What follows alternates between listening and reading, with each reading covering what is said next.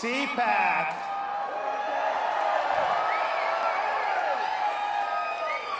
Let me welcome you to the freest state in these United States.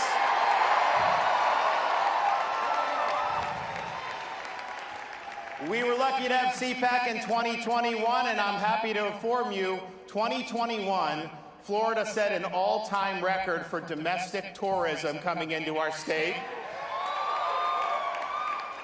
And those record numbers include a number of lockdown politicians who lock down their own people, restrict their own people, mandate governors, mayors, big TV hosts. They criticize Florida, and the first chance they get, what do?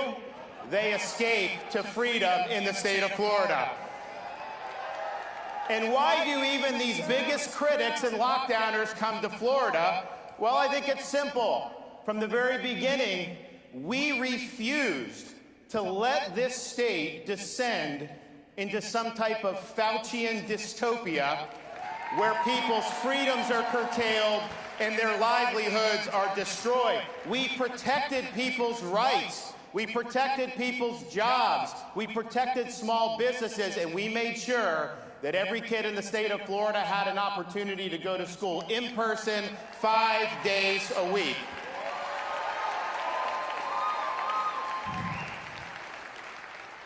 In Florida, we reject the biomedical security state, which erodes liberty, harms livelihoods, and divides our society. And we not only reject it if it's government, we have done things like ban vaccine passports and mandates because it's unacceptable to simply subcontract out Fauciism to big companies. So we stood for freedom across the board, and the result has been Florida has defeated Fauciism. Freedom has prevailed in the Sunshine State.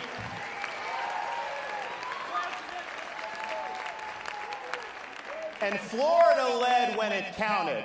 We led early on when the weight of the world was coming, bearing down on our shoulders.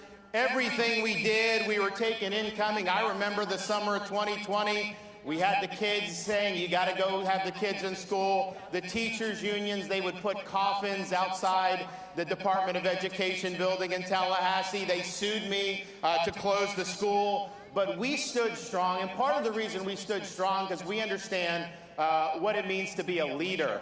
Not just be a politician that twists in the wind, but be willing to make the tough decisions. I look back at President Eisenhower's farewell address. Many of you remember it because he warned about the military-industrial complex. That was smart. He was right.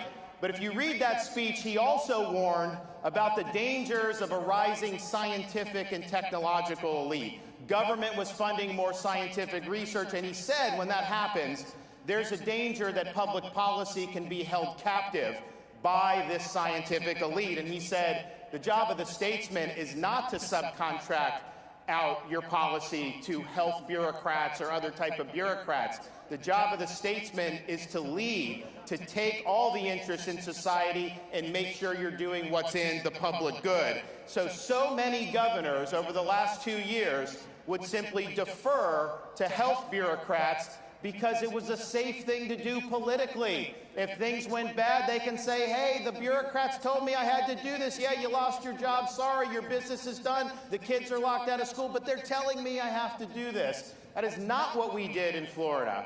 And we did it when it wasn't popular. We did it when we were taking fire. And we did it because my duty is to stand up and protect the freedoms and the jobs of the people I represent. And if that puts me in political jeopardy, then so be it. I will stand with them. I'm not going to try to protect my own hide.